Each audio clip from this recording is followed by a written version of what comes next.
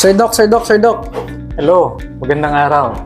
Wala naman palang buyer ng agarwood sa Pilipinas, so paano tayo kikita nito? Totoo naman talaga yon. Wala talagang buyer ng agarwood sa Pilipinas. So, ibig sabihin, kailangan mo siyang i-export, di ba? And yun yung advantage namin kasi alam namin how to do the business. Ang tawag namin doon sa Dendrotonics is we offer the full value chain. Ang ibig sabihin yan, we make sure na hindi ka mamamatayan ng seedlings para may maibenta ka.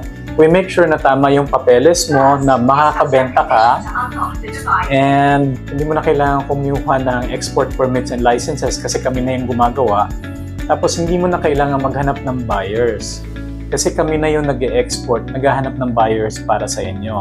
So, kung gusto mo makipag-partner sa amin dahil gusto mong pumasok sa agarwood business, just follow me on Facebook and screenshot mo yung next slide para maka-attend sa webinars namin.